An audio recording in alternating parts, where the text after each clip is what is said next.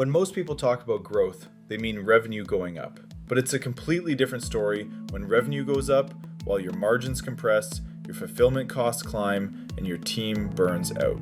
If you keep this in mind, the question isn't only what you're selling, but also which business model gives you better bang for your buck. Physical products and digital products answer that question very differently. Hey, I'm Evan from the Shop Ninjas, and today we're going deep on both options. Before we get into the numbers, let's be clear about what we mean. Physical products are tangible goods, the things you manufacture, store, and ship. Digital products, on the other hand, are downloadable or accessible assets that exist entirely online. Now, here's where the financial structure of each model really diverges. Physical products have a cost floor that never disappears. Every unit incurs costs for goods, warehousing, pick and pack, and shipping. Digital products are built a little differently. Once the product exists, the marginal cost of selling another unit is effectively zero. Your margin at 10 units and your margin at 10,000 units are nearly identical.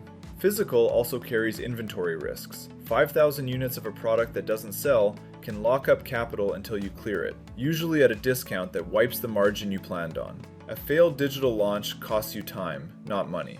Where physical genuinely wins is perceived value and trust. A $500 sofa feels substantial in a way that a $500 course has to work harder to justify. And the unboxing moment, when customers photograph your packaging and share it unprompted, is a marketing asset that digital stores have to deliberately manufacture. So let's talk about when physical products are genuinely the right call.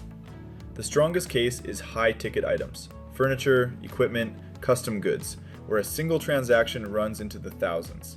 At that price point, the trust required is significant, and physical products earn it more naturally. The operational consequence of this is that your storefront quality matters disproportionately. A broken checkout on a $20 item loses a customer. A broken checkout on a $2,000 item may lose rent. Every friction point incurs a higher financial cost, which means your product pages, photography, and checkout flow have to meet a much higher standard than in a lower ticket store. Another thing physical does well is open distribution channels that digital can't access on its own. Now we'll talk about some areas where digital isn't just a good option, it's the only one that makes any mathematical sense. Speed of validation is the first reason. Physical takes months and real capital before a single sale. Digital takes days. If the idea fails, you'll lose time. If it succeeds, you can scale without additional infrastructure. That asymmetry is enormously valuable when you're testing new markets or new ideas. The second area where digital products shine is recurring revenue. A course built today sells to new students for years. A template library grows more valuable as you add to it. Memberships stack a new revenue layer every month without resetting the effort required to generate it. The compounding effect catches founders off guard. The numbers look modest for the first 6 months, then they start doubling. And the third reason you might prefer Shopify digital products: global distribution. A digital product sells to Tokyo and Toronto with identical economics. The global ceiling on a digital business is genuinely uncapped, whereas physical logistics make it very hard to achieve.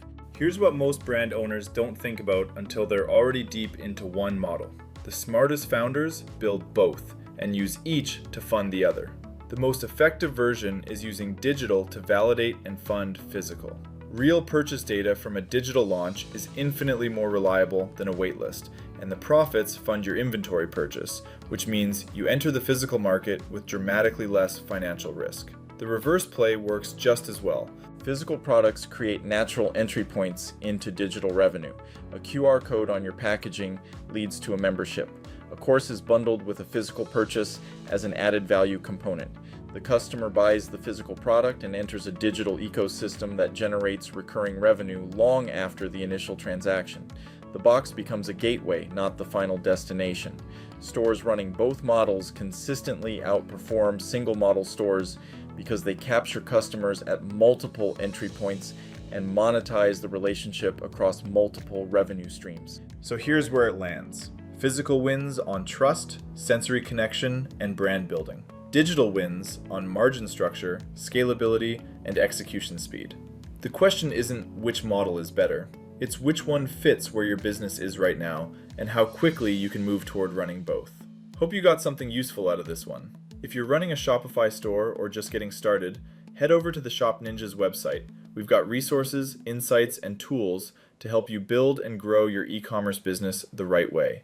Link is in the description. Subscribe and hit the bell. We're back every week. See you in the next one.